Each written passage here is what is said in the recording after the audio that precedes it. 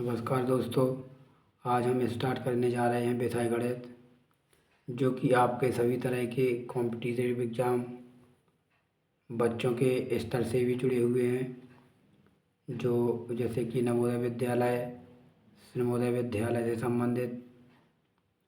तो हम बिल्कुल स्टार्ट प्रारंभ से ही जिस तरह से कक्षा LKG UKG से शुरुआत करते हैं, उसी तरह से हम गणित विषय पढ़ेंगे। किसी भी स्तर का हो आपका गणित का ज्ञान आपके लिए हमारा ये प्रयास कारगर सिद्ध होगा। तो ज़्यादा समय न लेते हुए हम प्रारंभ करते हैं अपना गणित का प्रथम अध्याय। स्टार्टिंग से ही जैसा कि हमने बता चुके हैं आपको कि हम प्रारंभ से ही शुरू करेंगे।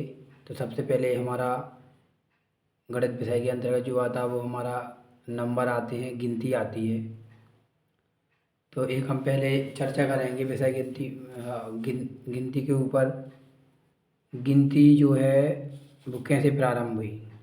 एक काल्पनिक हम विचार रख सकते हैं कि जैसे भी प्राचीन समय में हमारे पास वस्तुएं होती थी, तो उन वस्तुओं के आदान प्रदान से उस समय पे जब मुद्रा नहीं थी तो हमारा काम चलता था, जिसे हम वस्तु विनिमय प्रणाली बोलते थे। लेकिन एक अनुमानित किस तरह से हम कर सकते थे उस समय पे, और शायद इसी तरह से करते होंगे जैसा कि हमारा अनुमान है कि जैसे कोई चीज़ समझने के लिए हम कोई भी वस्तु या फल लेते हैं, जैसे ये कि आम का फल है ये। तो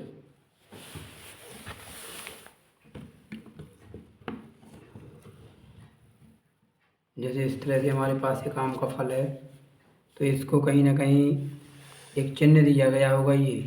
तो इसको हमने एक नंबर माना या इसको हमने इस तरह से व्यक्त करा, तो इसका एक संकेत हो गया ये। और जब हमने इसी तरह से और भी चित्र ऐसे बनाए या हमारे पास उस समय उपलब्ध हुआ,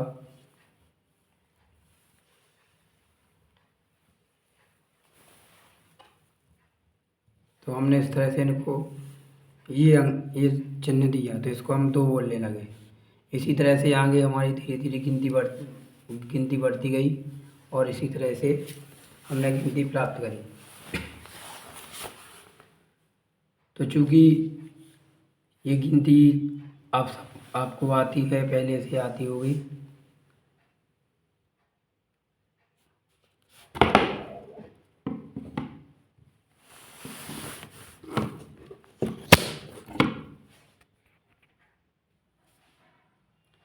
अब इसी तरह से हमारी जो संख्या है वो इस तरह से हैं।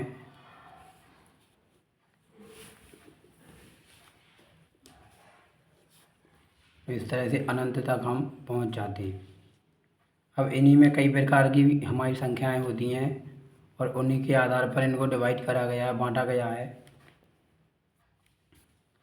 जैसे इसमें एक हमारा होता है सम संख्या।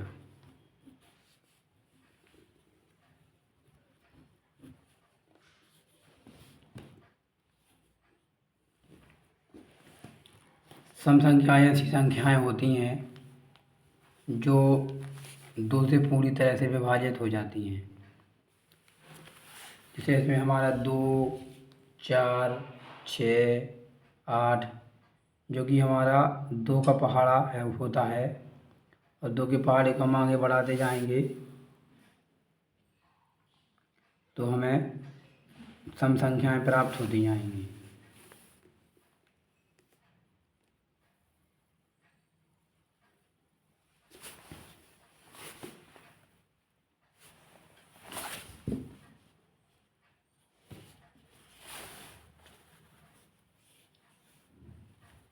जैसे 2, 4, 6, 8, 10, इस तरह से हम आगे बढ़ेंगे।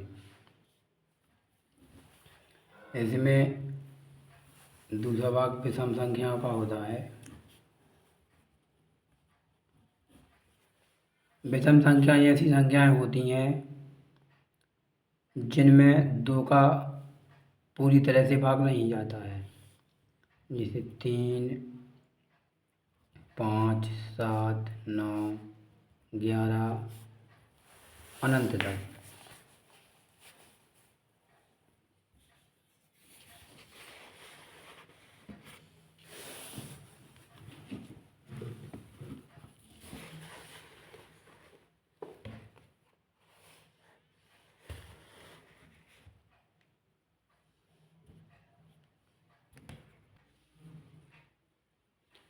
इसी प्रकार से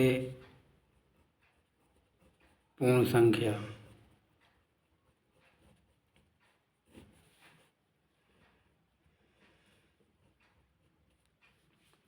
जैसे पूर्ण संख्याएं ऐसी संख्याएं होती हैं जिनमें धनात्मक संख्याओं के साथ में हम जीरो को मिलाते हैं। जैसे 0, 1, 2, 3, 4, 5 इस तरह से। इसी तरह से हमारी एक होती है प्राकृत संख्याएं।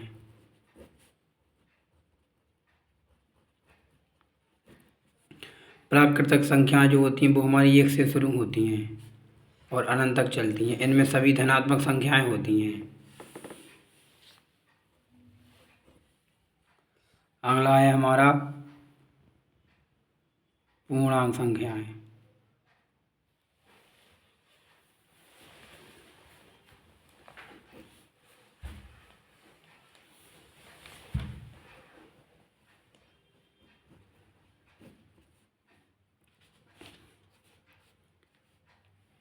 पूर्णांक संख्या में हमारी पूर्ण संख्याएं भी होती हैं और सभी ऋणात्मक संख्याएं भी होती हैं।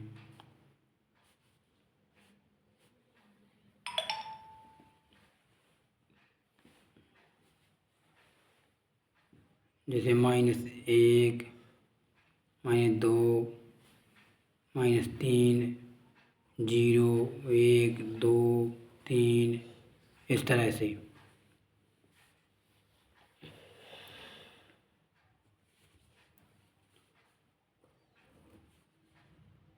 अगला हमारी है भाज्य संख्याएं।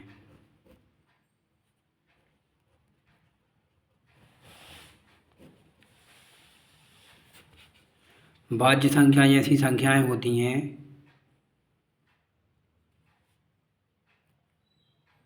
जो स्वयं से कट जाएं, मतलब जिनका भाग स्वयं से भी वो विभाजित हो जाएं और 1 से भी विभाजित हो जाएं।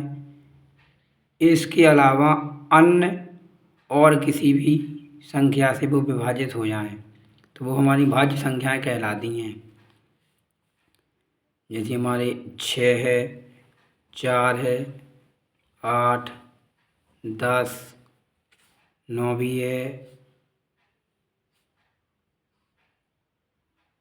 15 भी है, इस तरह से।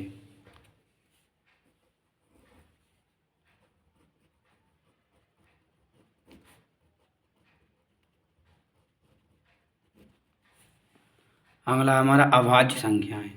अभाज्य संख्याएं ऐसी संख्याएं होती हैं जिनमें एक और स्वयं का ही भाग जाता है, अन्य और किसी संख्या का भाग नहीं जाता है।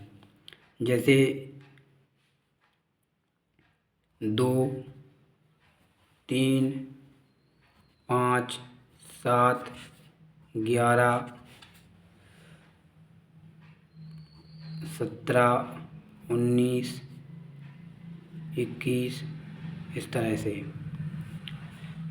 कई बार हम कन्फ्यूजन में आ जाते हैं कि क्या 9, कई बार 9 को भी हम समझ बैठते हैं।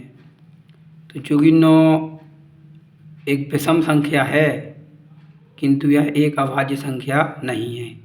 अभाज्य संख्या की जो हमारी परिभाषा है वो इस तरह है कि स्वयं और 1 के अलावा अन्य किसी का भाग ना जाए, जबकि 9 में जो है 3 का भी भाग चला जाता है। इसलिए ये हमारी भाज्य संख्याओं में आती है, अभाज्य संख्याओं में नहीं आती है। तो हमें आशा है कि आपको हमारा पढ़ाना समझ में आया होगा। अगर आपको समझ में आया हो और आप इसी तरह की वीडियो चाहते हैं तो हमारे इस चैनल को सब्सक्राइब करें। ताकि हम आपके गणितीय ज्ञान में थोड़ी सी वृद्धि कर सकें। धन्यवाद।